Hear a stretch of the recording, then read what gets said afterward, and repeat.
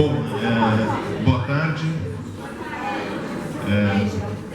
Antes de mais nada, queria agradecer a presença. Na verdade, uma super ultra presença. A gente não esperava que teria tanta gente hoje aqui. Eu acho que é ótimo isso. Eu acho que é bom sinal, sinal que tem um tema super relevante, com muita gente interessada para ouvir. A gente já vai falar um pouquinho sobre isso, já vai dar início aqui efetivamente a toda a programação. E foi muito bom que, enfim, a presença tão grande hoje aqui, que isso vai fazer com que a gente possa pensar efetivamente na programação da próxima vez, que ela venha a ocorrer no auditório aqui ao lado, de maneira que a gente possa comportar todos de maneira adequada, com cadeiras para todo mundo. Lá são 350 lugares, eu acho que a chance de ter cadeira para todo mundo acho que é maior. Então eu queria pedir desculpas por talvez a não melhor condição para todos estarem aqui presentes, mas espero que na próxima edição, que tem a programação lá na frente, eu vou falar um pouquinho do projeto muito rapidamente, eu acho que vocês vão ter oportunidade aí para poder acompanhar. Esse aqui é o nosso site, é o site da Biblioteca Brasiliana Guita e José Mílio, o espaço que a gente está aqui. Eu sou o Alexandre, sou vice-diretor da biblioteca, e esse é um projeto que, junto com a Stefania, que vai falar um pouquinho aqui para a gente também, a gente desenvolveu lá em 2017 um projeto em que iniciávamos essa discussão sobre os livros do vestibular, e aí eu faço o convite para que vocês entrem no site da biblioteca, bbm.usp.br, e lá vocês vão poder ver todo o projeto BBM no vestibular. Aqui está inclusive a própria Stefania inaugurando aqui, onde a gente tem pequenos textos sobre os livros do vestibular na época de 2017, com uma pequena fala de 10, 12 minutos de cada um dos professores que falaram um pouco sobre cada um desses livros. A gente está atualizando, o vestibular mudou, tem livros novos, a gente vai atualizar para os livros de 2019 também. E eu também queria convidar, eu vou passar alguns folhetos, vocês podem pegar pelo QR Code aqui, eu acho que é um outro material que pode ser útil para vocês, que a gente tem desenvolvido aqui na biblioteca. Ele é esse projeto chamado 3x22, é um projeto que busca discutir temas relacionados ao bicentenário da independência, 1822, ao centenário da Semana de Arte Moderna, 1922, e aquilo que nos espera, espero que de maneira um pouco mais otimista, lá para 2022. Então, aqui é um material que vocês vão poder também encontrar, quer dizer, tem toda a programação, mas a gente tem feito textos a respeito da independência, da Semana de Arte Moderna. Então aqui o professor João Paulo Garrido Pimenta, um professor da História, especialista no tema de independência, e a gente tem produzido também alguns pequenos boletins com textos que discutem esses temas que eu acho que são da maior importância também para pensar não as questões do passado, e até tem informações sobre essas questões do passado, mas também para poder acho que refletir sobre alguns temas do presente. Então, eu queria convidar vocês a conhecerem um pouco mais o site da biblioteca, os projetos que estão sendo desenvolvidos aqui, agradecer muitíssimo a presença, e especialmente o professor Jean-Pierre, professor aqui do próximo nosso aqui da ECA, da Faculdade da Escola de Comunicações e Artes, também professor aí sim da faculdade, aqui do programa de pós-graduação da Faculdade de Ciências e Letras, da FEFELESH, e vou passar aqui rapidamente para também a nossa grande companheira aqui, organizadora, a Stefania, falar um pouquinho para vocês. Então, muito obrigado pela presença, espero que estão no próximo evento com a mesma quantidade de gente, mas em um lugar um pouco mais adequado para a gente poder acompanhar. Muito obrigado. Bom, bem-vindos, obrigado pela presença. Na verdade, agora eu vou fazer os agradecimentos. Primeiramente, a Biblioteca Brasiliana. Eu faço esse agradecimento em nome do Cursinho Popular Clarice Lispector, do qual eu faço parte. Aqui na USP nós temos vários cursinhos populares, então é bom que vocês saibam também. Procurem esses cursinhos quando for aquela fase, já saiu do ensino médio, quer continuar estudando para prestar o vestibular, procurem os nossos cursinhos também. Então, eu agradeço o professor Alexandre Sais, que é vice-diretor aqui da biblioteca, e também o diretor, professor Carlos Zeron. Agradeço também a secretária Yara Braz, que nos auxilia, a designer Júlia Contreiras, que fez os cartazes de divulgação, a Juliana Schiavone, responsável pelas gravações e fotos, aos cursinhos da Poli, da Psico e Florestan Fernandes, ao Edson, está aqui na mesa para a gente, obrigada. E agora eu convido o professor Jean-Pierre Chauvin, que vai falar para a gente hoje sobre o livro Quincas Borba de Machado de Assis. Obrigada. Tudo bem, gente? Eu estou com um livrinho aqui, depois eu pego. Já leram Quincas Borba? Já. Quem leu? Levanta a mãozinha para ficar bem assim, cursinho. Ah, que legal. Tá bom, então já dá para fazer uma conversa já, né? Bom, enfim, acho que vocês conhecem bem a história, quem já leu, quem não leu, acho que quer ser apresentado, né? Uma sinopse ao romance. É o 6º romance do Machado, vocês acho que tem uma noção disso, a chamada segunda fase machadiana. Ele nasceu como folhetim, é o último grande romance de folhetim do Machado. Depois os outros romances serão diretamente no livro, né? Então é um dado interessante, quando vocês forem ler esse livro ou discutirem este livro, pensarem que ele nasceu no folhetim, aquela seção no jornal, no século XIX, que ocupava uma terça parte da página, né? Em geral no meio do jornal, com anúncios de remédio, procura-se escravo fujão. Então, no meio dos anúncios tinha então esse convite a ler o Machado. A versão em folhetim ficou 5 anos sendo feita. E é o romance que mais demorou para ser escrito pelo Machado. Ele demorou mais de 5 anos para escrever.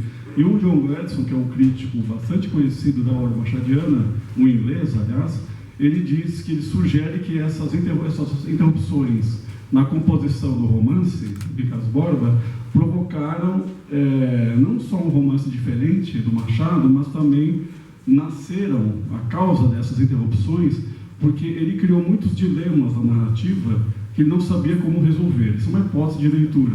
Interessante vocês pensarem, quem já leu, acho que vai lembrar por quais dilemas são esses. A loucura, por exemplo, é evidente, né, do Rubião, mas também o suposto quase adultério que a Sofia comete com Carlos Maria. Então tem várias questões que acontecem que estão no limiar, né, no dilema. Então, como é dilemático, como é problemático, isso provoca no leitor certos incômodos. Então, quem era casado no século XIX, que era uma coisa que estava na moda ser casado ainda, não tinha o Tinder, né? Então, no século XIX, ser casado, no final do XIX, lidava com questões, com a hipocrisia social, porque o casamento, vocês sabem, com raras exceções, são felizes, né?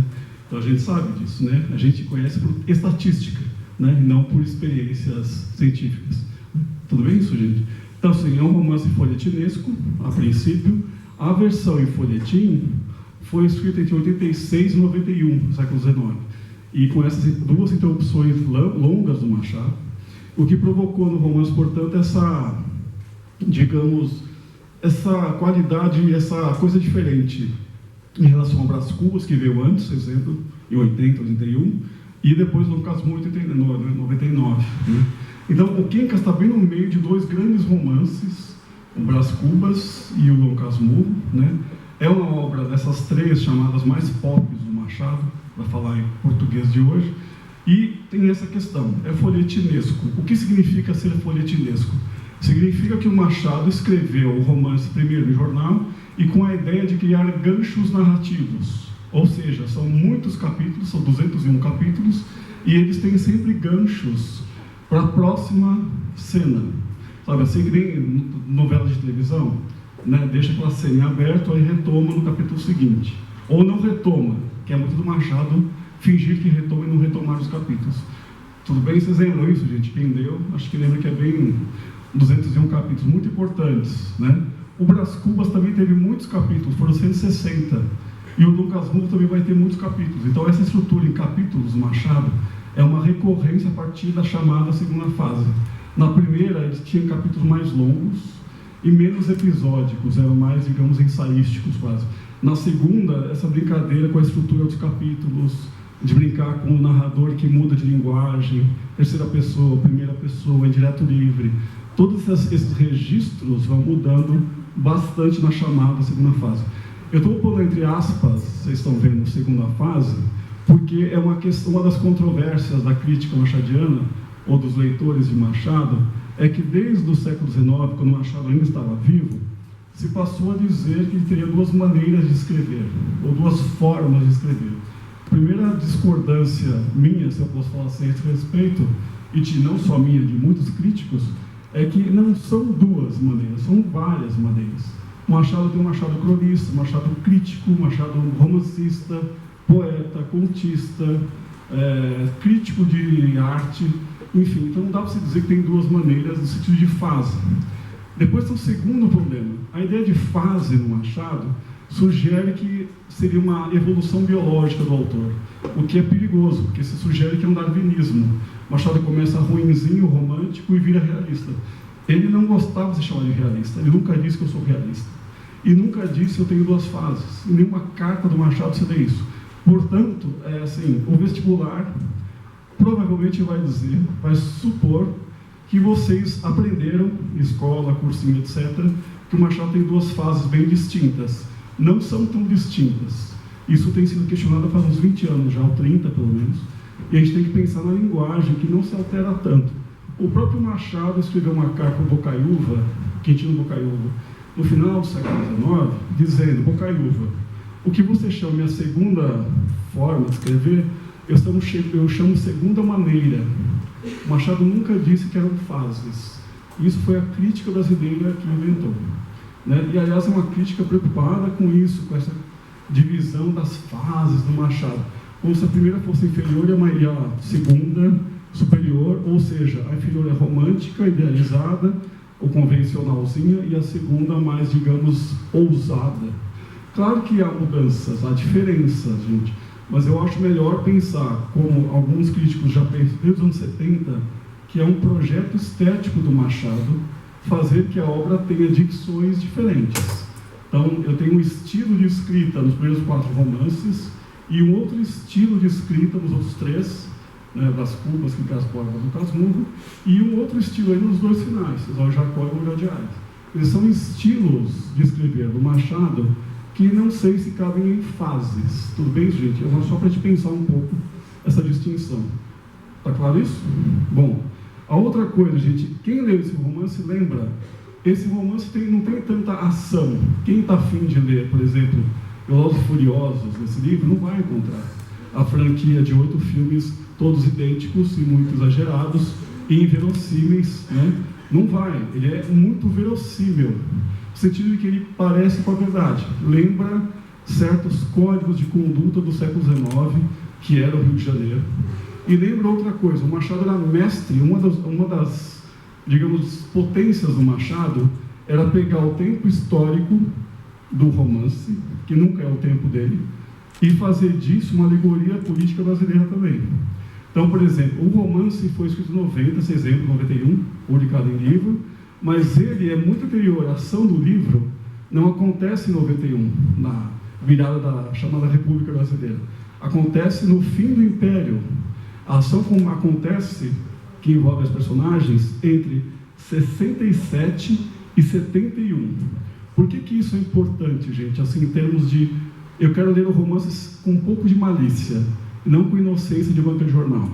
Se você ler com alguma malícia um romance, a impressão que dá é que, ao escolher esse período, 67, 71, no século XIX, o que está acontecendo? Está ruindo o Segundo Império.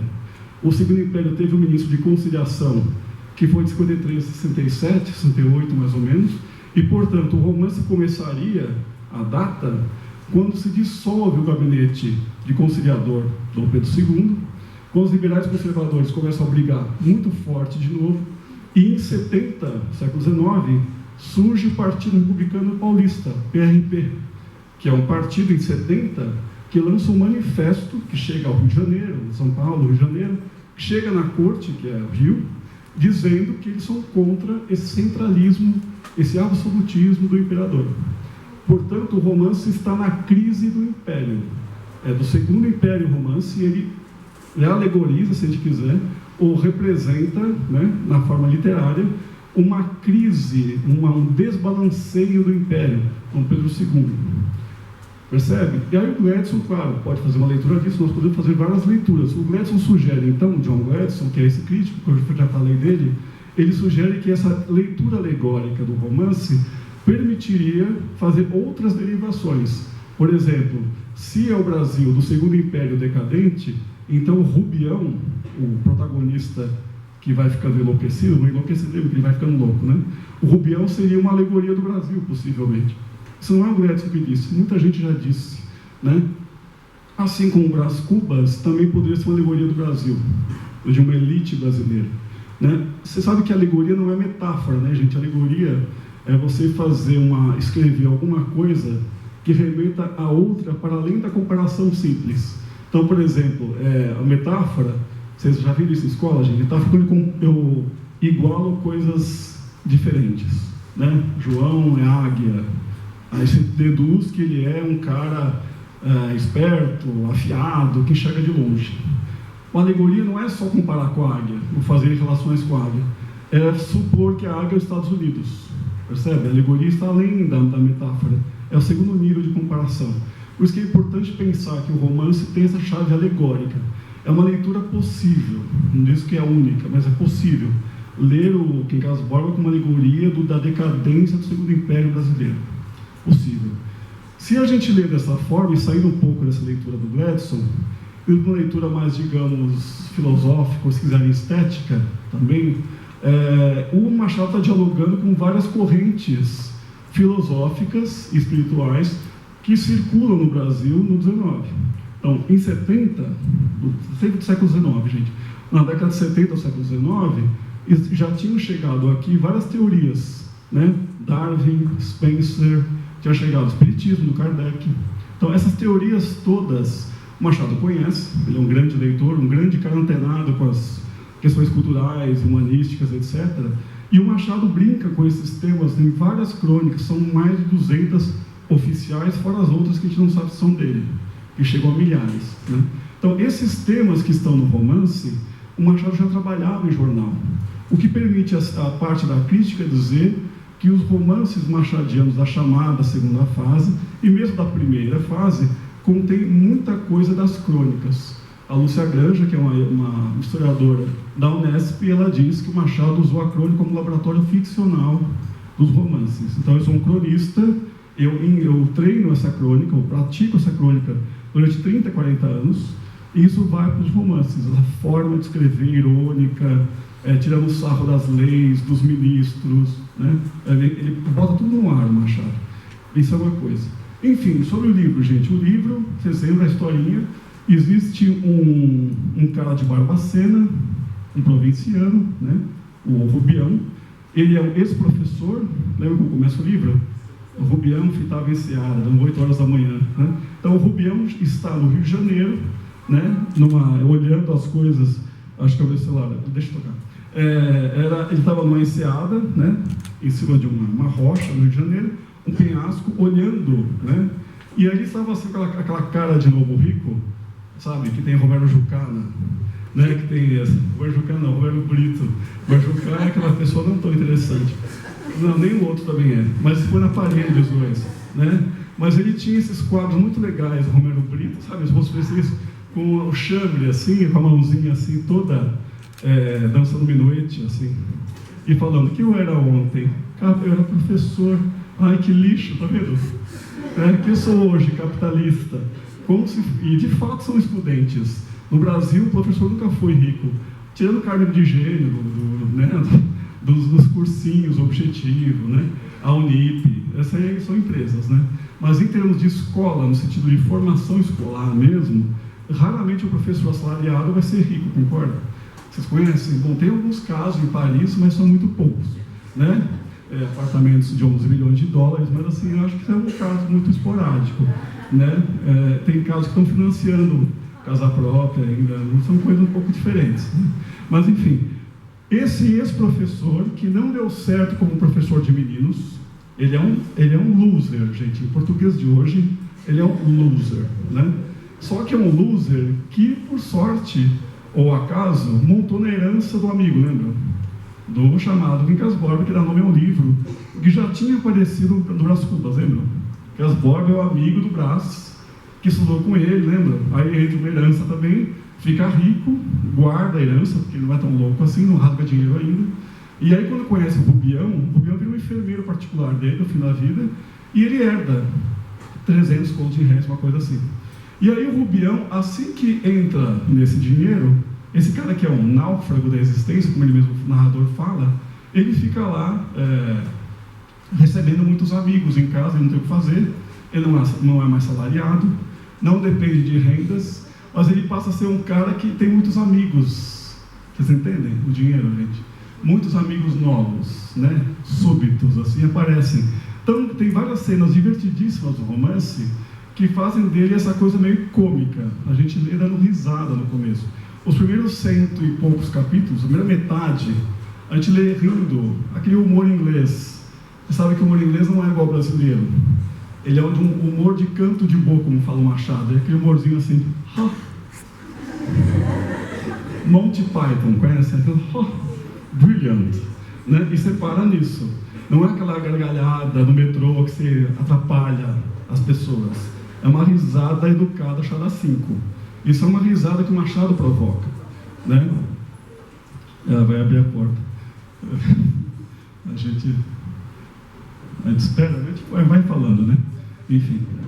Bom, enfim, gente, tudo bem isso? Então, o Rubião começa a receber muitas pessoas em casa, dentre elas tipos estranhíssimos, por exemplo, Freitas, que é um bajulador no extremo oposto, e no outro canto, né, o seu contrário, que é o Carlos Maria, lembram? O Carlos Maria é o anti-bajulador, é o cara que se acha. O Carlos Maria, o narrador descreve, ele não explica isso, ele só descreve, é a gente que deduz. O Carlos Maria entra em cena, nem olhando para o Rubião, lembra? Ele entra assim. E aí se percebe logo na primeira linha que o Carlos Maria é um cara que se acha, que não vai se rebaixar à bajulação. Ele aproveita a comida, o vinho, o charuto, mas ele não faz a bajulação. O Freitas é o oposto, ele é mais velho, tem uns 40 anos, já está na fase decadente, como a minha, por exemplo, e aí o Freitas já tem uma coisa bem bajulatória. Ai, que lindo esse quadro, ai, que charuto é de Havana, delicioso. Essa bajulação, sabe, essa puxação de saco que o Carlos Maria tem bastante. Portanto, o Freitas e o Carlos Maria, eu acho, se a gente nunca repara neles, mas a gente lesse atentamente o romance, eles são a síntese do romance. Os dois tipos de pessoas que existem na corte carioca, no segundo império decadente brasileiro. É o cara hábil em bajular os outros e o hábil em se fazer melhor do que é. Sim, lembram? O Carlos Maria, que é esse arrogante, metido à besta, é aquele que vai conquistar Sofia. Lembra? Que ela fica, oh... Por quê? O Carlos Maria domina uma coisa que o Rubião não domina. O Carlos Maria domina a linguagem. Ele sabe rir na hora certa, galantear na hora certa, colocar frases de efeito na hora que convém, enquanto o Freitas é o cara que só fica naquele elogio fácil. Ele é senso comum demais. A Sofia é também enganada pelo Carlos Maria. Lembra? O Carlos Maria acha a Sofia do Palha. Lembra a Sofia? A esposa do Palha?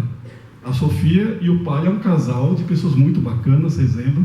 Né? O Palha vira um especulador de banco, da bolsa, e tira todo o dinheiro do Rubião, praticamente. Vocês lembram disso? E a Sofia faz a sedução, faz a corte, o cortejo feminino masculino, né? Aquela coisa de vai que vai, né? E fica naquele joguinho de sedução. O Rubião, que é um cara sem nenhuma malícia, cai nas garras da Sofia, lembra disso? Garras ou na sedução dela. Ele também não é muito ingênuo, porque ele também quer comprar a Sofia, lembra disso? Ele oferece a lua somos nós, assim, ele é bem brega, assim, o Rubião. Ele é totalmente brega, gente, assim, é aquele romântico no sentido ruim do termo. Não é romântico, é escola romântica. Ele é piegas, é assim. Eu não sei se vocês gostam de Fábio Júnior, mas é um Fábio Júnior no século XIX. Assim, desculpem se alguém gosta, mas é um exemplo que eu achei assim que pode ser uma dupla sertaneja ou breganeja, qualquer coisa dessas, assim, que tem músicas iguais com acordes menores e letras de dor de corno, como você falava antes, né? Quer dizer, essa mesma lógica tem. Então, o romance está estruturado em personagens. Não é um romance de muitas ações, peripécias. É um romance que o Machado chamaria de estudo de caractere. Eu estou estudando personalidades literárias na literatura. Está claro isso, gente? Então, tem esses contrastes entre os personagens.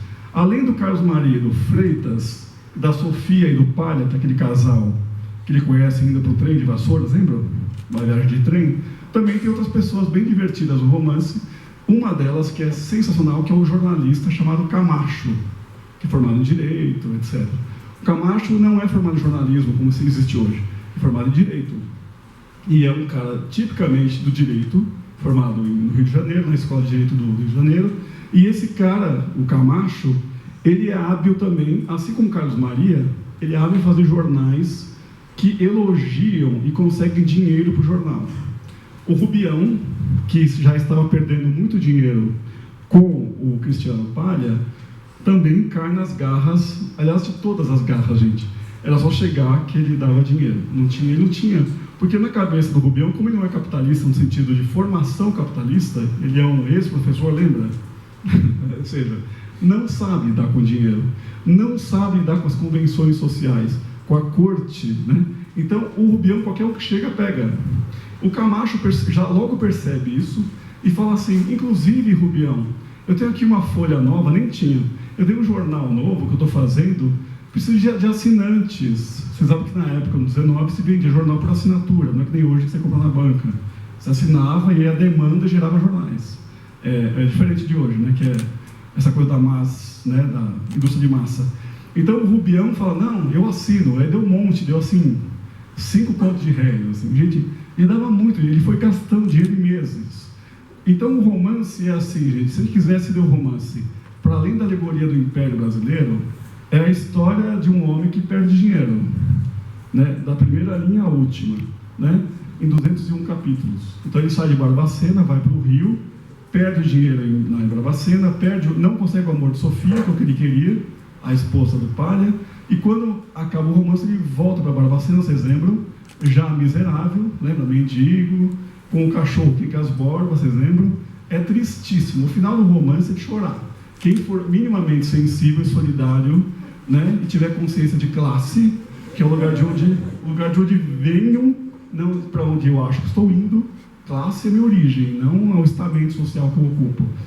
É diferente, né, gente? Então, essa consciência de classe que a gente tem que ter, uma sensibilidade, né, mínima, se é que nós somos sensíveis ainda, e uma noção também de solidariedade com o outro, a gente não consegue, eu não consigo, até hoje, relendo o romance, eu sempre acho muito pesado o final do livro, que é quando, lembra, o Rubião está andando nas ruas, já louco, lembra? Aí os menininhos, um que ele salvou do atropelamento, inclusive, o menino que ele salvou da morte, gente, se atropelou por uma carruagem, o menino sai atrás dele, gira é louco, né? Gira, ficam gritando os menininhos, aquelas pestes, né? Claro, não minha filha, por exemplo, as pestes outras, né? As crianças malvadinhas, né? Então, ele é ofendido, ele perde toda a dignidade, a loucura tira a dignidade também do Ricardo Borba, quer dizer, do Rubião. Então, percebe que é um romance que tem várias leituras possíveis. Essa da alegoria do Império, essa da loucura provocada pela perda de dinheiro também, que é muito interessante pensar nisso, que o que nós temos quando temos dinheiro? A gente não tem sanidade. Se tivesse, a gente tinha perdido, não é verdade? Ele não tem essa malícia para lidar com as questões sociais, econômicas, para o cortejo com a Sofia, não tem, gente, é muito ingênuo, muito bobo, no sentido de hoje, né? E uma outra leitura possível, e essa acho que é a mais fascinante para quem lê o romance ou vai ler, está lendo, sei lá, é vocês lerem de novo, relerem algumas partes, observando a linguagem do narrador. Esse narrador, o Quincas Borba, é em terceira pessoa, vocês lembram? A maior parte do tempo, ele é em terceira pessoa. Às vezes, ele adivinha o que os personagens pensam e faz em direto livre, lembra? Discurso em direto livre. Lembra? Ele adivinha o pensamento e absorve as palavras dos personagens. Mas a maior parte do tempo, ele é em terceira pessoa. Por quê, gente? Porque é um romance em que o protagonista não se narra. Ele precisa ser narrado. O narrador manda no romance. Não somos nós, leitores, nem o coitado Rubião. Quem manda na narrativa é o narrador, que tem todas as artimanhas para mudar a linguagem de acordo com os personagens. Então, o que é interessantíssimo, existe um crítico que aqui na Letras todo mundo conhece, na ECA, todos os lugares, Bakhtin, acho que já ouviram falar desse cara. Bakhtin tinha uma teoria que em 2015 saiu no Brasil, uma tradução do Paulo Bezerra, em que ele fala o seguinte, gente: O romance do século XIX, ou seja, o Machado está nesse romance do século XIX, ele inventa um artifício no XIX que não tinha antes. Os narradores dos romances do XIX aderem à voz das personagens. Isso é sensacional. Aí você fala assim, não é possível. Aí você lê o romance e sim é possível. O Quincas Borba, particularmente das obras de Machado, acho que é isso o mais forte de todos, dos 9 romances. Esse 6º romance do Machado, esse narrador que muda de registro conforme a situação, o colóquio, o diálogo que ele está falando, é muito evidente nesse romance. Então, por exemplo, quando Carlos Maria e o Freitas aparecem, o narrador que narra a história, a terceira pessoa, ele tem um discurso mais neutro. Quando aparece o Rubião em contraste com alguém, ele toma partido de alguém. Ele nunca fica tão isento. Então é um narrador que também muda. E não muda só a neutralidade ou tomar partido. O narrador muda a linguagem, muda até o léxico, o repertório que ele usa de palavras. Quando o narrador fala com o Camacho, que é o jornalista, o narrador, ironicamente, privilegia os adjetivos que o Camacho usa. Quando ele fala do Rubião, ele rebaixa os adjetivos mais pobres. O narrador, gente, não é o personagem. Isso permitiria dizer que o narrador do Quincas Borba é um personagem escondido entre as outras, é uma voz que está falando, e que essa voz não cansa. Por que não cansa? Porque ele muda de registro. Não é um narrador Balzac, por exemplo, a coisa, sempre o mesmo narrador, supostamente imparcial e isento, observador. Ele observa e participa, ele toma partido sempre, né? E o Hélio Guimarães, que é professor aqui da letra, já mostrou no livro dele, Leitor de Machado de Assis, que o narrador do Machado nos torna cúmplices do Machado. Por isso que ele usa o tempo inteiro, vocês que estão me lendo, o narrador faz isso. O Dilson Cruz, que é um pesquisador aqui também da letra, já saiu daqui, ele tem um livro chamado Ethos, nos romances machadianos, e aí ele vai supor que o narrador do Quincas Borba é o Brás Cubas fase 2. Aí eu falei, interessante a hipótese. Ou seja, o morto do Brás Cubas teria voltado e narrado o mesmo livro. Que é legal pensar, porque é um estilo muito próximo do Brás Cubas. A narração em terceira pessoa do Quincas Borba lembra muito a narração em primeira pessoa do Brás Cubas, o que sugere que é uma consciência do Machado desse projeto, percebe? Projeto literário, estético, ideológico, político, histórico, filosófico, etc. Quer dizer, de ponto de vista de ler conjuntamente as obras machadianas, há um conselho antigo do Silviano Santiago, no Rio de Janeiro, em que ele diz, é preciso ler a obra como um todo organizado, não em fases, mas ler como se a obra fosse um projeto enorme do Machado, em vários gêneros, estilos, temas, tons, etc. De volta ao romance, vocês lembram, a linguagem é esse elemento fundamental do Quincas Borba, em várias obras, mas nesse papel narrador é fundamental. E outra coisa que é importantíssima, é uma discussão que também leva a várias celeumas, né? Se ele ficou louco quando, Rubião? Você lembra que ele vai enlouquecendo gradativamente, né? E o narrador, muito malandramente, como diz o funk, ele vai gradativamente também dando sinais, vocês viram? É assim, aí no final do romance, tá assim, como ele fala? Eram os restos de lucidez. É pesado isso, né? O Rubião, obviamente, não sabe que está louco, nenhum louco sabe que é louco, gente, por definição, né? Quer dizer, eu acho que não, enfim, né? Então, o Rubião, ele vai perdendo a lucidez e o narrador vai acompanhando esses fragmentos. Então, a narrativa do capítulo 150 para frente, que é mais dramático o livro, vai ficando mais fragmentária, como se o narrador também imitasse a perda de consciência, de totalidade, que já era pequena, que o Rubião tinha, né? Então, o Rubião é um cara que não tem muita cultura, não é bom professor, nem isso, né? Hoje é pior, nessa época era um sinal de ser culto, ser professor. Hoje eu não sei se é mais, mas na época era, né? Os jornais do Brasil dizem que não, alguns jornais, né? Marajás da USP, é divertidíssimo, né? Enfim, e a outra questão que chega ao final é assim, a narrativa vai fragmentando, vocês lembram? Aparecem pessoas, há aparentemente caridosas, como Dona Fernanda. Vocês lembram disso? No finalzinho do romance já aparece a Dona Fernanda e ela ajuda, né? Ela consegue uma casinha para ele ficar os últimos dias, lembram? Para ele enlouquecer calmamente, né? É assim, gente, ela é relativamente uma pessoa do bem, digamos assim, porque ela também não faz muita coisa para ajudá-lo. Ela só resolve o problema, tira da frente o problema. Dá uma casinha para esse desgraçado, e é quase isso, e deixa ele lá. Mas a nossa crítica brasileira tende a ver nela uma boa pessoa, caridosa. É difícil, gente, a Fernanda não é tão caridosa assim. Ela é só menos brutal que os outros, né? Tem os brutais e menos brutais. E o Rubião, que é um que não participa desse jogo, ele está fora desse jogo, né? Também tem, bom, enfim, há um romance de personagens, concordam? O que mais interessa nesse romance? Ele tem uma forma folhetinesca, tem a questão do estudo de caracteres, é uma alegoria do império possível, também é uma possível leitura da demência, dos estudos de loucura que já existiam em meados do século XIX, né? Charcot, por exemplo, né? Então, assim, tem várias leituras possíveis.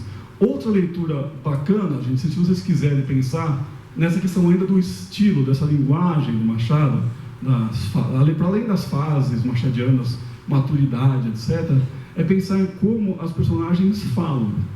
E o que interessa nesse romance é que o tempo inteiro, salvo alguns momentos de exceção que quase não existem, as personagens são absolutamente medíocres.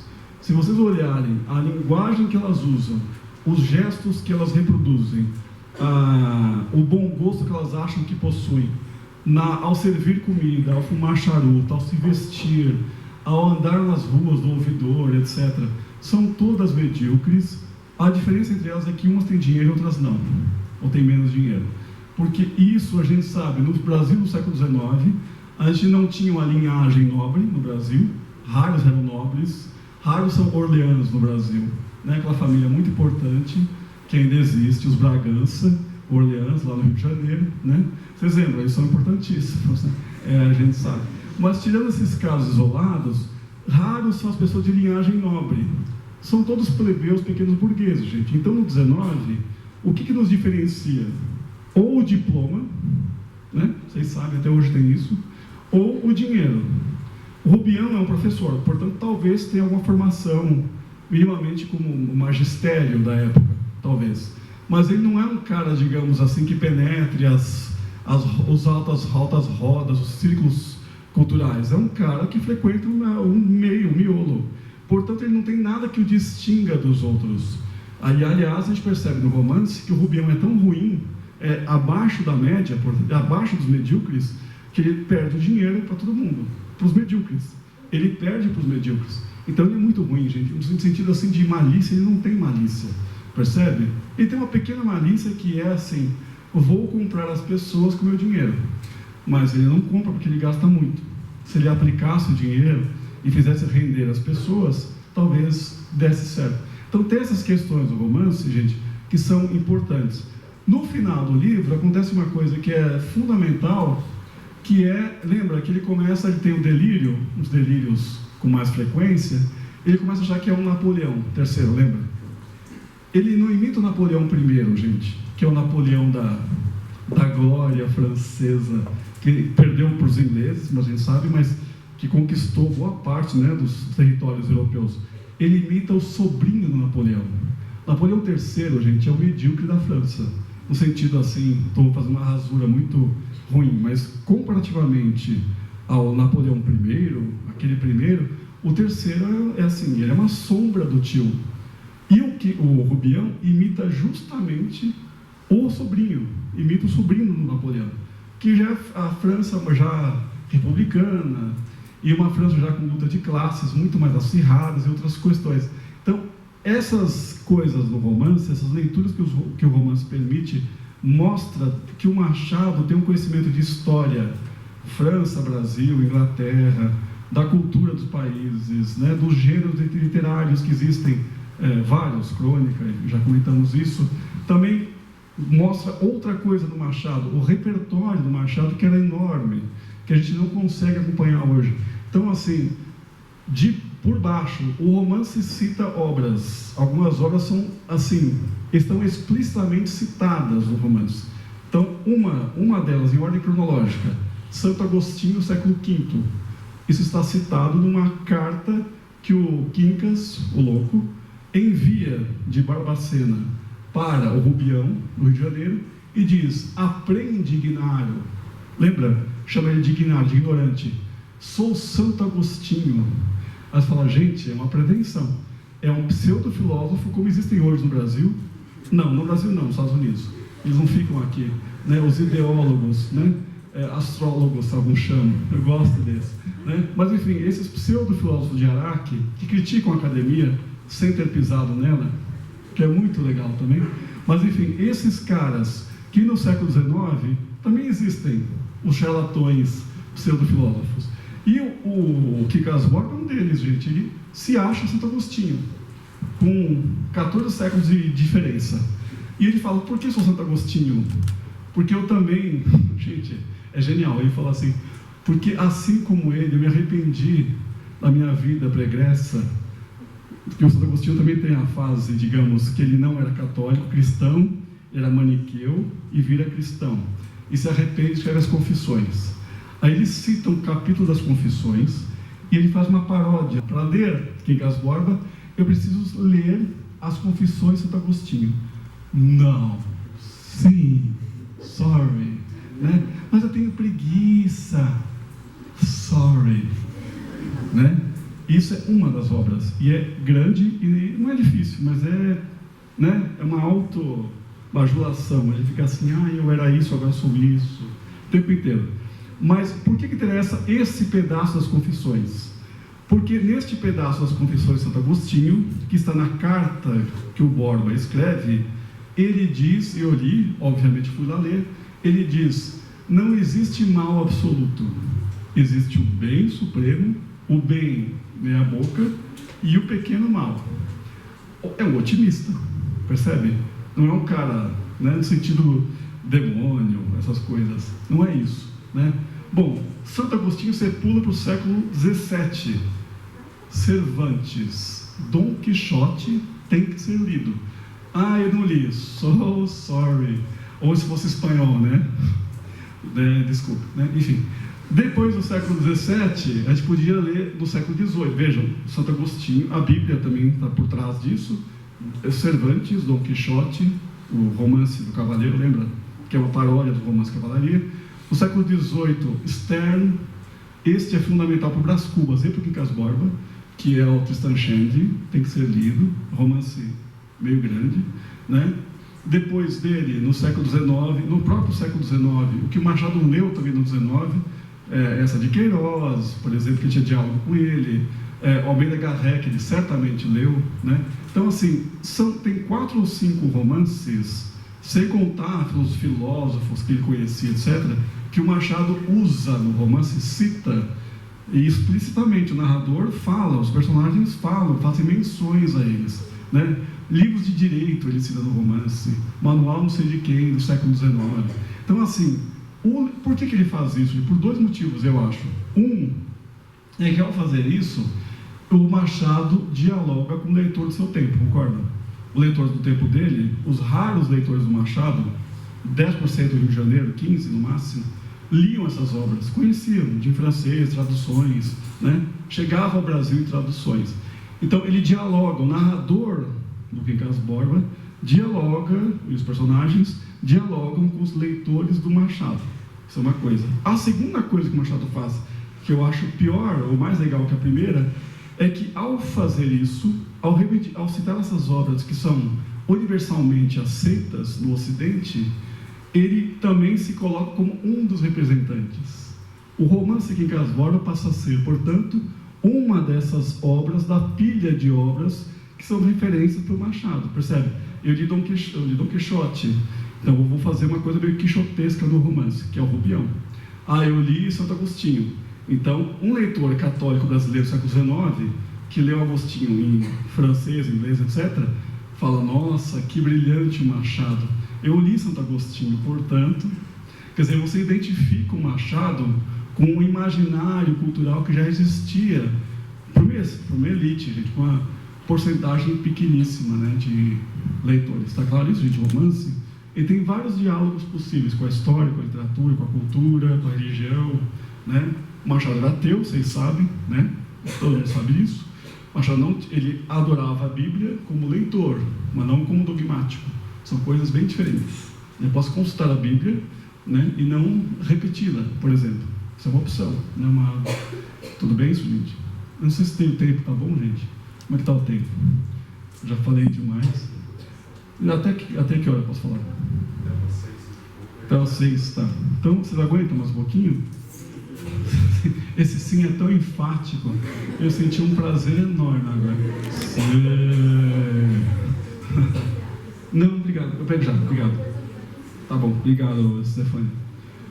Gente, então, além das referências do Machado, essas obras, que são muito mais que essas, gente, eu citei algumas. Tem uma que vale a pena, é enorme também, já vou avisando, é o Tom Jones, que tem, na edição que eu tenho em casa, traduzida, 600 e poucas páginas, capa dura. Assim, eu não vou ler porque ele citou isso numa página. So sorry. Você vai perdendo potência de leitura se você não refaz minimamente o percurso que o Machado fez. Isso está em todos os romances dele. Por quê? Você fala assim, mas isso é século XIX, a gente está em outro tempo. Sim, mas o vestibular do século XXI pediu Machado do século XIX. Eu não tenho culpa se pediram o Quincas Borba, que eu também estudei. Então, portanto, eu tive que estudar essas coisas, tive que ler esses caras. E não é pouca coisa. O Quincas Borba daria a tese para a vida inteira, porque só você ler as referências diretas e indiretas que estão no romance, chegam a centenas de obras. Assim, uma vez eu fiz uma conta, dava 60 citações diretas e indiretas. Eu fui contando, isso é... Porque nem sempre ele cita a fonte. Então você tem que pegar uma frase que você leu em algum lugar, o que alguém conhece, segundo o crítico tal, e isso é, sei lá, sabe assim? E aí você tem que montar uma lista. Se não me engano, eram 60 obras citadas direto ou indiretamente, aludidas pelo narrador do Machado.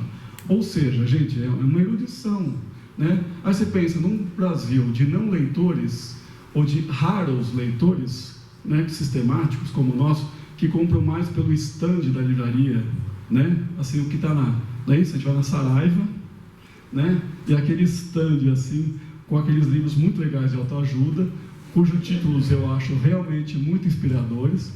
Por exemplo, A Arte de Ligar da C, né? E coisas desse jaez, dessa coisa boa, né? Ou então, como conquistar, ou então, como fazer negócio. É assim, se fosse verdade que os livros ensinassem. Lembra o Segredo? Aquilo foi um trauma da minha vida, o Segredo, vocês lembram? Esse tipo de leitura que é muito, assim, que é para um público que quer ler, mas não quer dificuldade nenhuma e quer ter um prazer, uma satisfação pessoal, eu consegui ler um livro, parabéns, né? Mas ele não acrescenta nada na sua vida, a não ser aquilo que você já sabia com outras palavras. Então, assim, o Segredo, eu não li o livro, né? Mas eu vi o filme. Assim, vocês percebem, assim, o que você lembra o Segredo? Aí ficava umas 5, 6 pessoas revezando na tela, um pastor, uma mulher não sei de onde, um cara que era professor, várias profissões, aquela classe bem assim para mostrar que é heterogêneo, e a conclusão deles ficava anunciando, eu vou dizer o que é o segredo, e diziam, no final diziam, o segredo é pensar positivo. Aí eu falei, não é possível, que eu fiquei 1h12 para ouvir o que meu pai sempre diz. Então assim, percebe? O que eu acho que também é pensar positivo, eu sei que é bom, né? Você não adoece, não fica com câncer, um monte de coisa, né? A gente sabe, né? Isso desde o século XIX sabe isso, desde a teoria dos humores, sabe? Desde os gregos sabe isso. Agora você pega um livro que reensina como pensar positivo, né? Você sabe que isso não depende de querer, isso é um monte de questão neurológica, né? Enfim, a gente sabe que é outra coisa, psicológica, não é um desejo, eu quero ser feliz. Se fosse assim, todos seriam, né, gente? Quero ser feliz, olha que fácil, né? Vejam o Rubião, né? Achou que estava e não estava. Essa instabilidade que esse tipo de obra de autoajuda provoca, deixa o Machado atrás, né? Então você entra no stand dessas livrarias, tem esses autoajudas, depois tem umas sessões de ficção científica, distopia, né, etc. Aí aparece a literatura brasileira, essa coisa chamada literatura brasileira, que a gente não conhece mais que é isso, lá numa parede, assim, já no fim da loja, já saindo na cadeira de extintor, já, né? E aí você acha, por acaso, o Machado, percebe? Ele não deveria estar aí.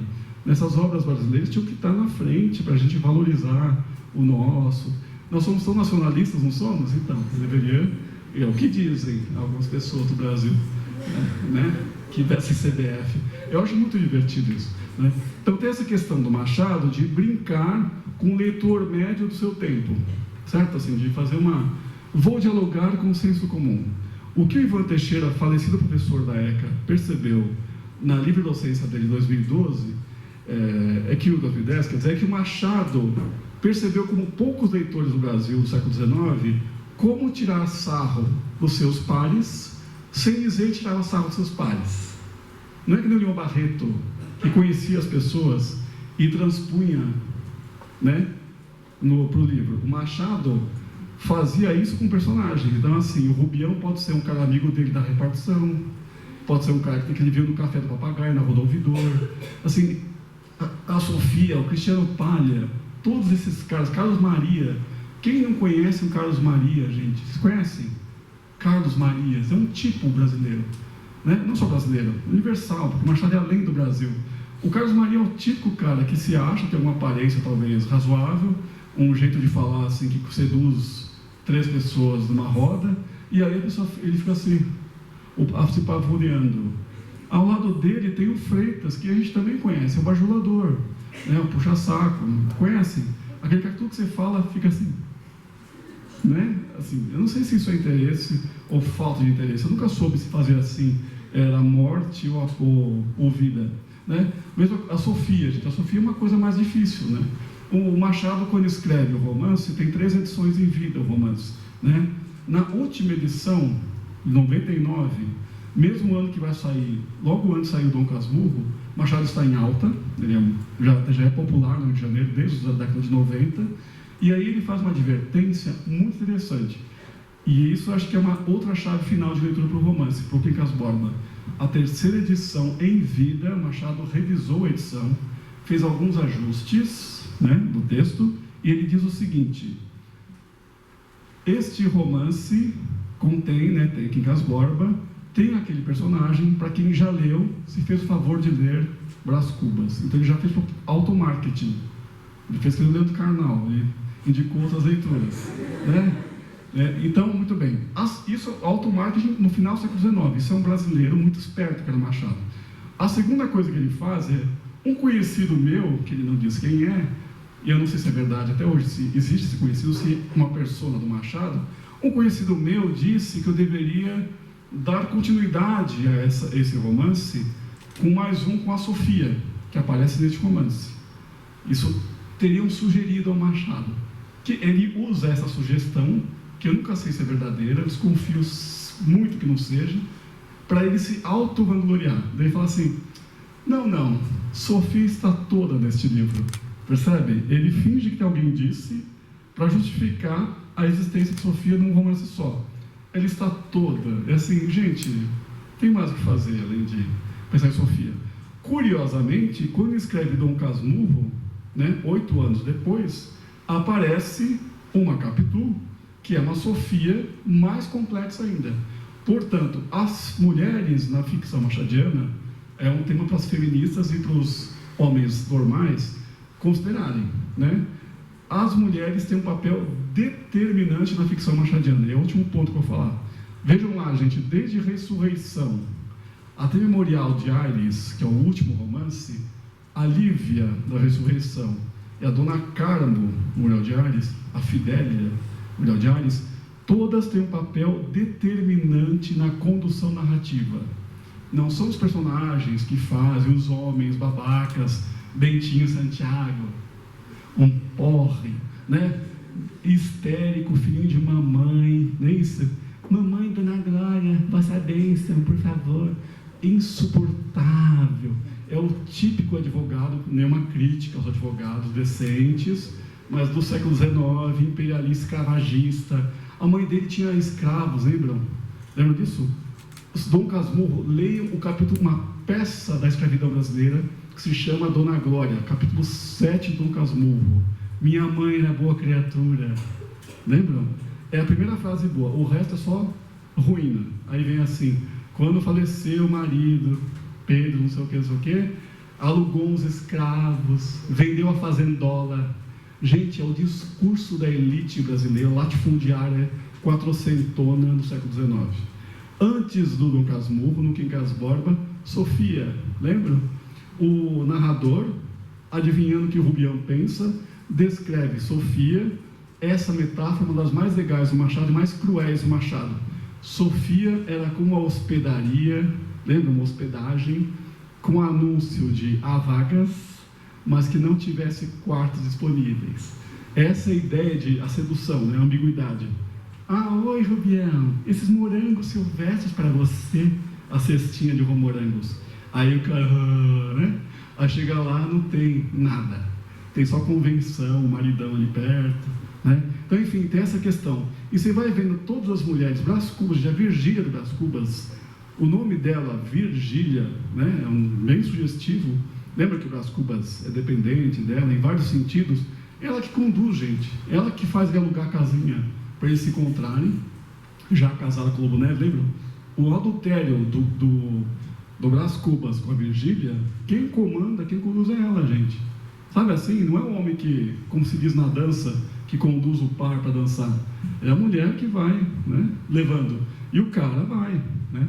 Então, assim, esse papel das mulheres determinante na condução narrativa e mostra, sem explicar, isso que é genial no Machado. Ele não explica, ele não é didático. Você diz assim, agora, o narrador, né? Agora eu vou mostrar para vocês como se faz isso. Não, ele não explica, ele descreve, ele mostra. E a gente, ao ler, minimamente, com atenção, sem Facebook ligado, Insta, essas coisas, se você ler o romance atentamente, sem muito barulho, etc., sem música, você percebe essa sutileza na narrativa, e é você que deduz. Você que tem que montar essas coisas do Machado, que é uma denúncia social, que é uma denúncia da hipocrisia social no Quincas Borba, que as mulheres são ambíguas e os homens são bobos, de modo geral. Não é o nosso caso, mas no Machado todos são muito retardados, né? Ciumentos, são todos inseguros. Lembra do Félix, gente, Ressurreição, para pensar em exemplos, né? Em Ressurreição tem a Lívia, que é uma baita mulher, meio craque Neto, uma baita mulher. Aquele cara é horrível, né, craque Neto, gente. É assim, muito ruim. Ele não comenta, ele só enrola, né? Aí tem essa mulher que é incrível, que é a Lívia, e o contraste, que é o Félix, que é infeliz.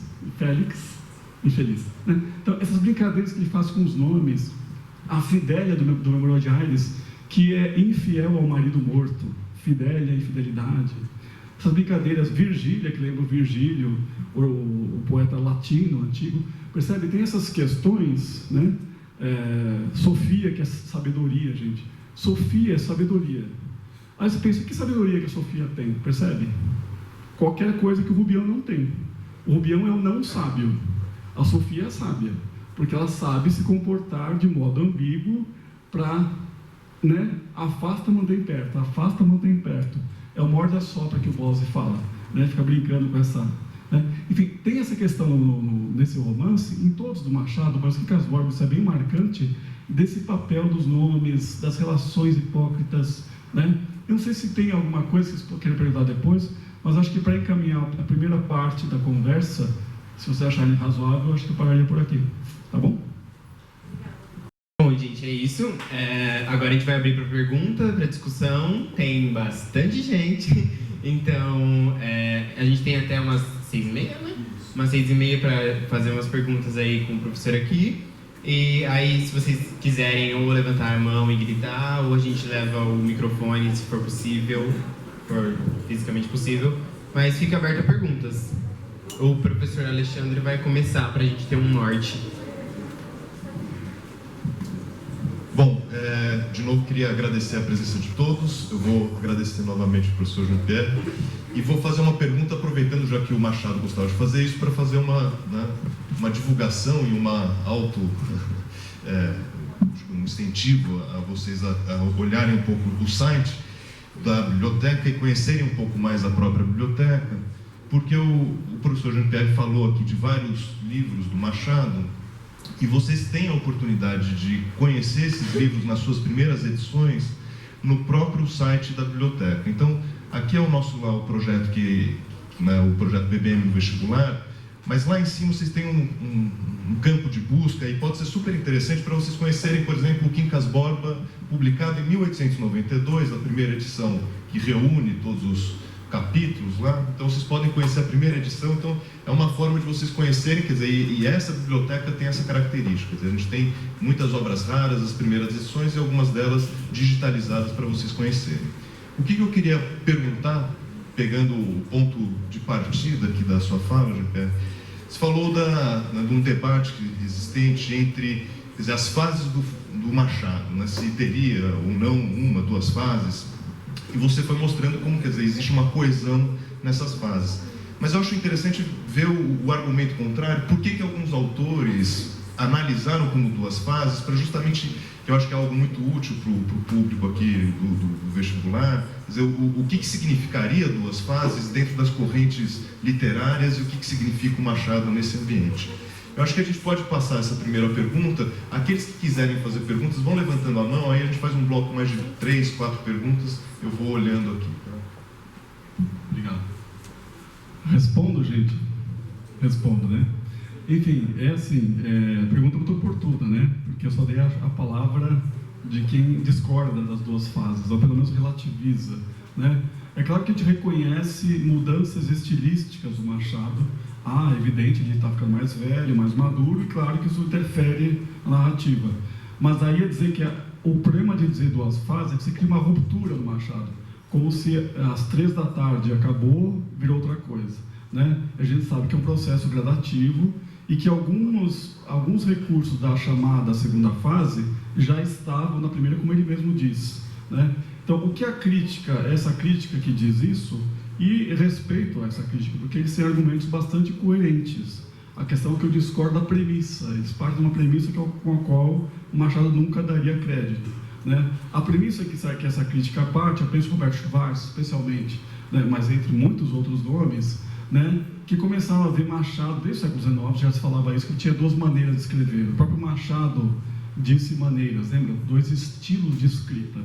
Mas a crítica mais século XX, né, mais próxima de nós, vai dizer, especialmente o Schwarz, né, nos 2 livros dele, né, sobre o Machado, o Schwarz vai propor que o Machado, na fase dos 4 primeiros romances, Ressurreição, Meia-Luva e Helena e a Garcia, seria um Machado mais convencional, muito próximo do Alencar, que ele admirava muito.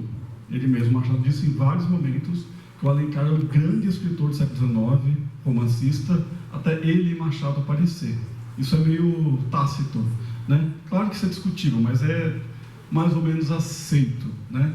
Então, assim, tem essa questão. Os primeiros 4 romances do Machado, segundo Roberto Schwarz e outros, né, críticos, sugerem até os anos 70, 80, dura essa 90 no máximo. De 90 para cá começou a ser relativizado isso, né? E eu vou dizer quem também relativizou. Então, o Roberto, acho que é o grande da Unicamp, é o primeiro, não é o primeiro, mas é um dos primeiros a sistematizar isso em 2 livros. Vai tentar mostrar os romances do Machado, por que esses primeiros romances são, digamos, primeira fase, porque eles têm uma preocupação, segundo Schwarz, com a estética romântica. Eles são mais convencionais, são historinhas de amor infelizes, em geral, né, com uma tragédiazinha no fim, né? Aí uma desmaia, depois morre, tem uma coisa meio assim alencarina ainda, do Alencar, que é aquele dramalhão romântico. Isso é um ponto de vista possível. E aí, como na escrita do Brás Cubas, Machado ficou muito doente antes de escrever Brás Cubas e durante a escrita, doença dos olhos, inclusive, que na velhice vai voltar com força. Mas essa doença que Machado teve no Brás Cubas fez com que ele se afastasse 3 meses do Rio de Janeiro. Ele foi para Nova Friburgo, por ali perto, e aí, quando ele retorna ao Rio, ele teria voltado com a cabeça, deu estalo no Machado, né, e teria voltado assim, como se fosse a doença me valorizar a vida, digamos assim. Então, eu acho uma leitura assim, é interessante, a gente pode aceitar se quiser, mas eu acho que ela é discutível, pelo menos relativizável, pensar isso, né? Então, tem o Roberto Schwarz, tem muitos outros. o Chalub da Unicamp fala isso também. Quer dizer, a Unicamp em geral, e isso não é bairrismo, é uma questão de escola mesmo, ela tem uma tradição, né, de defender essa questão, essa visão mais histórica, sociológica do Machado, né? E eu acho que aqui na USP tem uma outra visão do Machado, que é uma visão mais estética, e também, claro que considera história, filosofia, mas é uma predominância mais do estético. O Bose, acho que é o grande nome inicial do Machado, dos anos 70, 80, 90, depois o Hélio Guimarães, né, mais hoje em dia. Então, tem esse algo, entre muitos outros nomes, né? Mas essa questão das fases do Machado tem essa conotação, é assim, como se fosse uma evolução da escrita do Machado, em estilo, em composição de personagem. E um segundo elemento que eu acho que eles têm até uma certa razão mesmo, é que na segunda fase do Machado, ou a partir do Brás Cubas, fica mais evidente a experimentação narrativa. Isso sim, isso é inquestionável. Mas não é se chama fase, mas enfim, a partir do Brás Cubas, o Roberto Chuvá chamou isso em 2004 de a reviravolta machadiana, porque ele está numa tendência talvez ascendente de escrever, de repente tem um looping e sobe assim 3 níveis, né? Então eu não sei se a gente pode aceitar tudo, mas acho que a primeira parte sim, né? De que de fato o Brás Cubas é muito experimental. Acho que vocês lembram, quem leu, né? Essa coisa de um defunto que conta a história é uma coisa muito, não é uma coisa comum na literatura do século XIX. O Machado meio que é um dos inventores dessa estética no XIX, ele retoma uma tradição dos gregos, Samosata, né? Enfim, Diálogo dos Mortos, enfim. Mas essa retomada do Machado no século XIX é uma coisa nova, pro século XIX, né? Não é original, no sentido de que primeiro que fez, mas na estética do romance do século XIX é uma coisa surpreendente, né? No final do século XIX. E na segunda fase também tem um outro enfoque que não é mais tanto a historinha de amor, a tragédia, o melodrama amoroso, mas a questão social fica mais forte na chamada segunda fase. Então, no Brás Cubas, Quincas Borba, Dom Casmurro, os últimos 5 romances, Esaú e Jacó e Aires, tem uma coisa mais evidente do Brasil escravocrata. Isso fica muito mais claro na chamada segunda fase. Então, no Brás Cubas, vocês lembram? O latifundiário, né? A gente chamaria hoje. Lembra? Ele tem um escravo chamado Prudêncio, ele monta no Prudêncio, vocês lembram? E o Prudêncio fica lá de 4, ele montando o pocotó, batendo nele, vocês lembram? Então, assim, o Prudêncio, o nome do escravo é ótimo, Prudêncio, é o prudente, é muito legal, né? Então, tem o Prudêncio no Brás Cubas. No Quincas Borba tem, né, os escravos que servem, né? O próprio mordomo do Rubião é espanhol, umas coisas esquisitas. São os imigrantes que estão no Brasil que ele usa por recomendação do Palha, por exemplo, né? No Dom Casmurro tem a fazendola da Dona Glória. No Esaú e Jacó também tem escravos, né? Tem um episódio, acho que vocês lembram, conhecidíssimo, nessa chamada segunda fase do Esaú e Jacó, que é quando o confeiteiro Custódio tem que trocar a tabuleta do seu estabelecimento comercial. Ela chamava Confeitaria do Império, o Brasil virou república, uma sexta-feira, vocês lembram? De um dia para a noite, né? No Brasil os golpes costumam ser instantâneos, né? Em geral feitos por palhaços, né? São muito divertidos. Eles defendem uma coisa ética, sendo antiéticos, é muito legal. Mas enfim, o Jacó tem essa tabuleta que ele tem que mudar a tabuleta da confeitaria. E ele pede conselhos para o conselheiro, que é uma figura do Império. Percebem? Quer dizer, a ironia do Machado é terrível, porque não está ironizando só um estilo de escrever. Ele está ironizando toda a história brasileira, o jeito de ser brasileiro, institucionalmente, socialmente. É muito interessante. Então, acho que assim, o Roberto Chuvá, se vocês quiserem ler essa defesa da primeira e segunda fase, acho que o grande crítico defensor dela, um dos grandes, é o Roberto Chuvá, né? O Mestre Preferido do Capitalismo, que é um livro da primeira fase do Machado, né? E segunda fase, né? Que ele vai da primeira para a segunda, né? E ao Vencedor das Batatas, que ele fala mais dessa parte mais convencional do Machado. Acho que... Como o professor falou, vamos fazer as perguntas mais em blocos. A gente faz umas 4 perguntas, aí o professor responde de acordo, tá? Aí a primeira pessoa que levantou a mão aqui, foi ele ali. Foi um aqui. Você pode falar, se você puder levantar e falar bem alto. Você falou que o livro em si representa uma alegoria do Brasil, que o Frei O cachorro, Quincas Borba, ele representa alguma coisa assim que acontecia no século XIX? Boa. Você lá atrás. Essa é a mesma pergunta. A mesma pergunta, ótimo. Aqui você, né? Essas referências de várias obras que o Machado acaba fazendo em romance, você até dá um panorama um pouco da evolução, parece que é uma característica dele, não sei se é algum tipo de escrita especificamente dos séculos, é que muitos autores fazem outras referências, né? E Pagano estava que não tomou contato com essas obras, se existem algumas edições que tem algum tipo de folha lateral, De síntese, né? que dê esse tipo de toque para a pessoa perceber que é uma citação. Ótimo. A outra pessoa? Aqui. Qual é a relação do romantismo com a história em si do Quincas Borba, com a narrativa? A relação do romantismo. Humanitismo. Tá ok, ótimo. Então, vamos deixar essas 4, depois a gente continua as outras, tá? Sim. Bom, tem 2 que perguntaram, acho que aqui, né, sobre o cão, né, papel dele, o que ele significa, representa.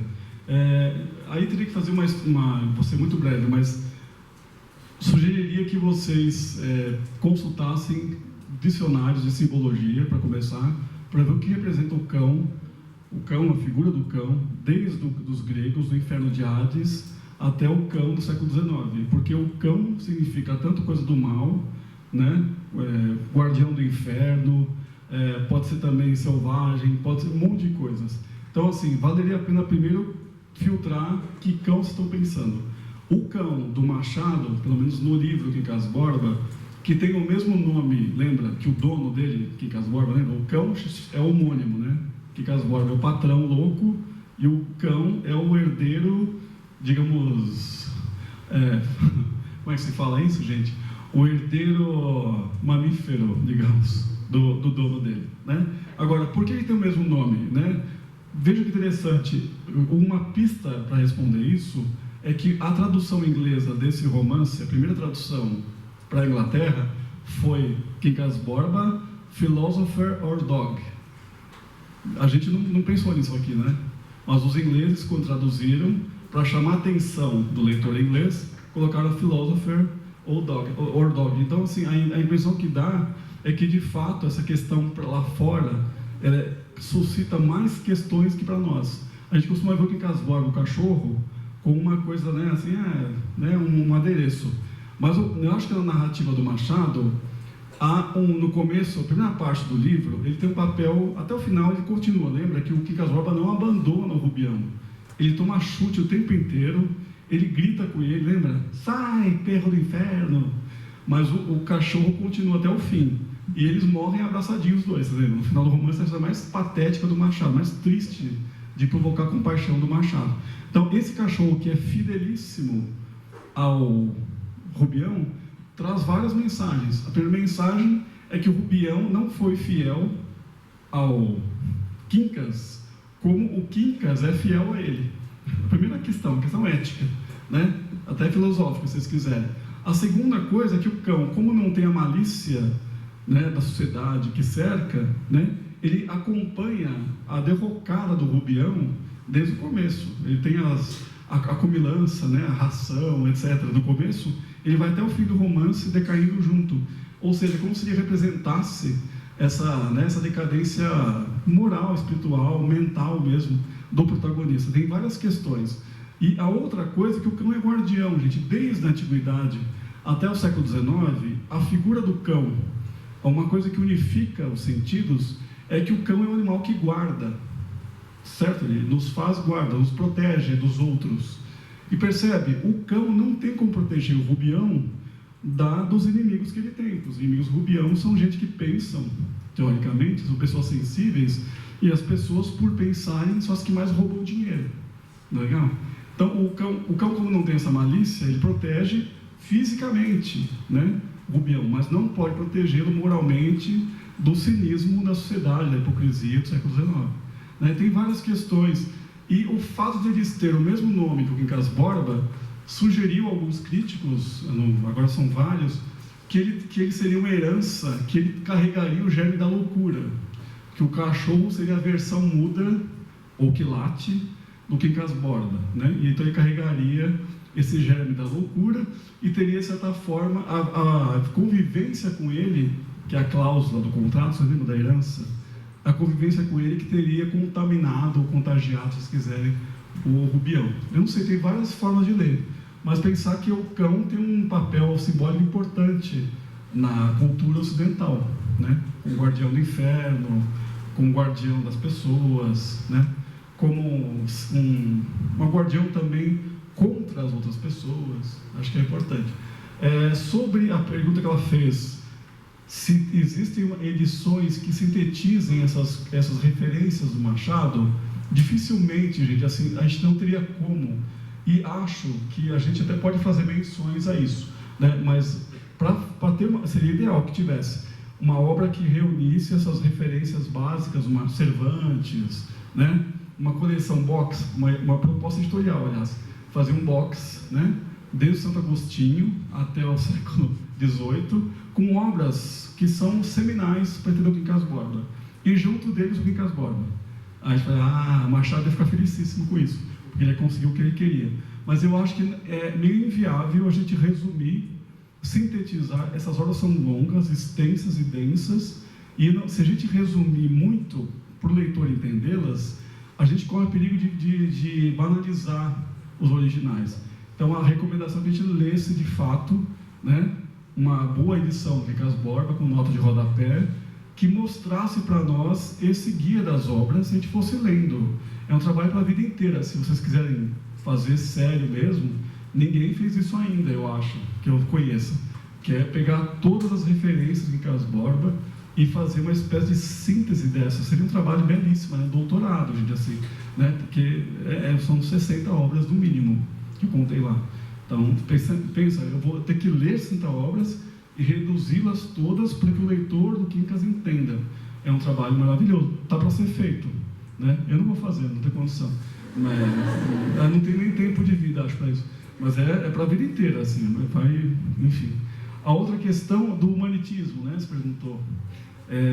Enfim, vocês sabem, gente, o humanitismo tem acho que a principal correspondência talvez seja o Auguste Comte, né? Lembra do positivismo, né? A corrente francesa do final do século XVIII e XIX, em que o Comte, isso chega no XIX ao Brasil, em traduções em francês e em português, e o Comte dizia, o Auguste Comte, dizia que haveria 3 estágios da alma, né? E aí, o Comte não é um religioso, ele é um primor da sociologia, entre aspas, é um cientista social, digamos assim. E aí ele vai supor que existe um estágio que a gente chamaria hoje de estágio metafísico, que é aquele de quem crê em Deus, ou coisas parecidas. Depois o estágio que ele chamaria hoje de simbólico, que não é mais metafísico, mas é terreno. E depois o estágio positivo, que é o que ele quer chegar, que é a fase madura da sociedade universal, ou do Ocidente. E aí a ideia do Comte, do Auguste Comte, do positivismo, é sugerir que nós estamos no 3º estágio. Percebe onde vai chegar o humanitismo? Então, quando o Quincas Borba explica o humanitismo para o Rubião, ele faz uma grande paródia rebaixando qualquer filosofia do século XIX, especialmente essa do Comte, o positivismo, né, que pressupunha justamente a progressão contínua, que a gente nunca volta para trás, que a história só anda para frente, a marcha da história não tem tensões, é uma linha contínua, né, etc.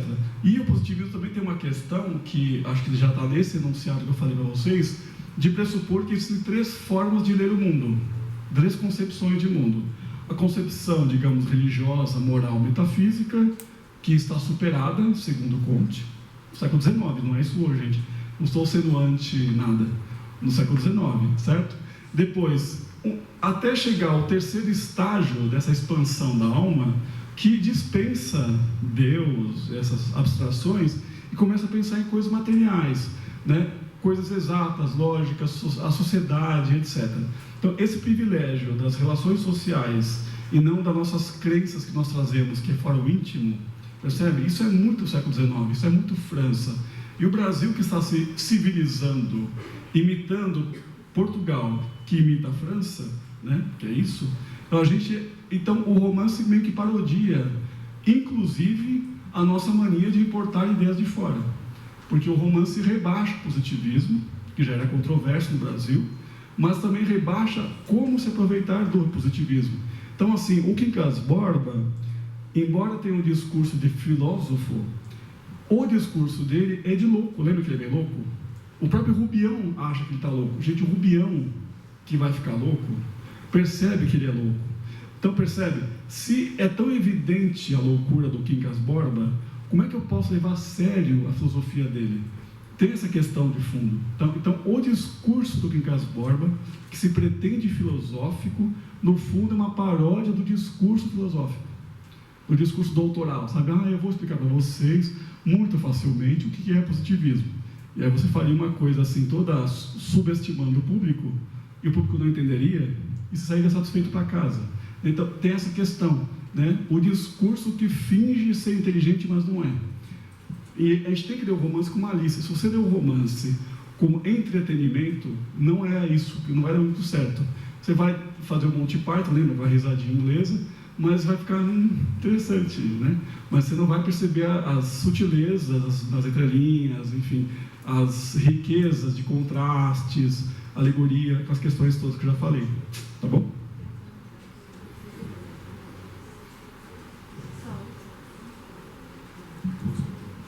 Gente, mais alguém tem mais alguma pergunta? A gente tem mais 2 perguntinhas. Mais uma pode falar.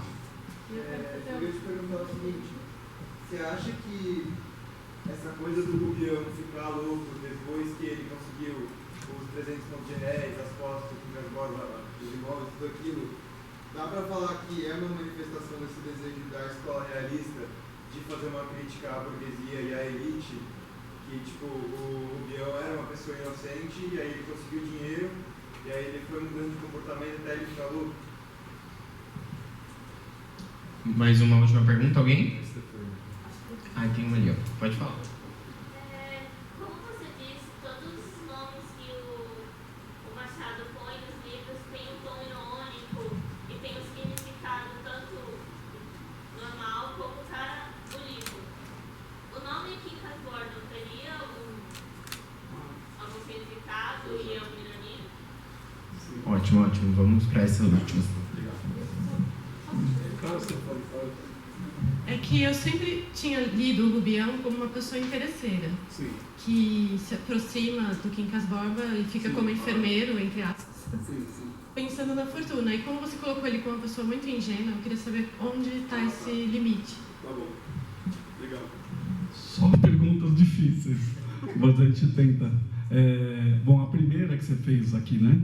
Se o Quincas, se o Rubião ter herdado 300 contos, os imóveis do Quincas Borba, seria uma forma de criticar como a escola realista faria, né? O capitalismo, enfim, a nova sociedade burguesa, etc.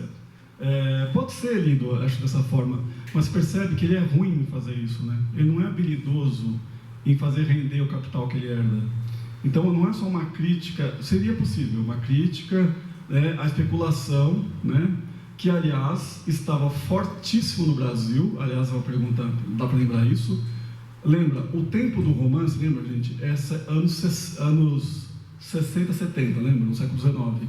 Mas o romance é escrito no momento do Brasil, anos 90, em que há um anúncio da crise dos bancos no Brasil. Né? E que os bancos aparecem no final dos anos 80 e começam a ter várias crises. Aliás, é uma constante, né? É um projeto de crise no Brasil.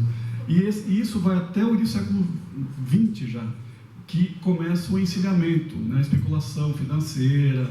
O Cristiano Palha, é o típico encilhador, né? Uma linguagem da época. É o cara que especula com a desgraça alheia. Sabe, cria a bolha, aí fica esperando, quando a bolha estoura, ele compra tudo barato.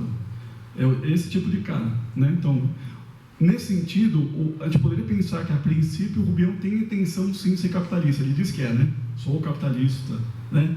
Mas percebe que esse capitalismo ou levou à loucura, porque ele não consegue entender a lógica binária do dinheiro, ou que o próprio dinheiro corrompeu. A gente não sabe bem qual é que é. Mas é uma pergunta que a gente pode fazer, né? Se o romance faz uma crítica. Agora, não sei se a gente diria realista, Os manuais vão dizer que sim, mas eu não sei se a gente pode dizer realista no sentido estrito, porque o Machado não se aceitava realista, ele se dizia romancista, né? O realismo é uma escola que vem da França, Portugal, etc., e que se confundia com o naturalismo de Zola na França. E o Machado não gosta do rótulo realista, porque no Brasil, no século XIX, se confundia com o naturalismo do Cortiço e outros autores. Ele então rejeita o rótulo. Não que ele não faça realismo em literatura, bem verossímil, mas não é um realismo de escola francesa, percebe? É um realismo de outro tipo. Então eu não sei se a gente pode dizer que é estritamente uma crítica à burguesia, mesmo porque o Machado foi um medalhão no tempo dele. Ele subiu todos os degraus da sociedade, pobrezinho, foi até a glória, subindo, né, com acordos, amigo do imperador, né, recebeu vários prêmios do imperador Pedro II, é um cara com saudade do império, no final da vida. Tem umas questões bem controversas do Machado, pessoa, não o Machado autor, mas o Machado fora dos livros, né, que a gente poderia pensar. A outra coisa, tem a sua, da Estefânia, a outra pergunta, se eu vou lembrar agora, que eu falei muito disso. Em relação ao Quincas Borba. O nome, sim, obrigado. Quincas Borba é um apelido português, né, de Joaquim. Quincas costuma ser uma variação de Joaquim em Portugal. E Borba é um sobrenome bem comum também, não no Brasil, não é um sobrenome comum, mas o Quincas Borba é interessante pensar, né? Acho que uma possibilidade de leitura disso é primeiro mostrar o vínculo com a cultura portuguesa, né? Ou com essa ideia afetiva em relação aos nomes portugueses. A segunda coisa é que o Quincas Borba aparece como Quincas já, e se Quincas for apelido, como de fato era, Joaquim vira Quincas, pode ser a forma carinhosa com que os colegas do colégio tratavam no Brás Cubas. Lembram? O Quincas Borba, no sentido de que o apelido virou nome, mas não é nome Quincas a princípio, é uma variação de Joaquim. É que nem, sei lá, gente, William vira Bill, sabe assim? É uma redução do nome.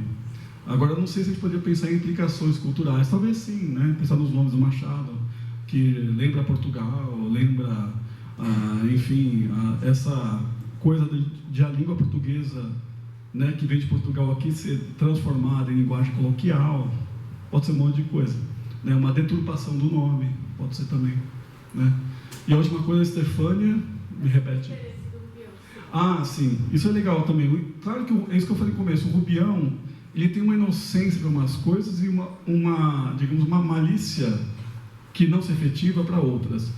A Estefânia tem razão, ele se aproxima do Quincas Borba no começo do romance, lembra como enfermeiro? Lembra?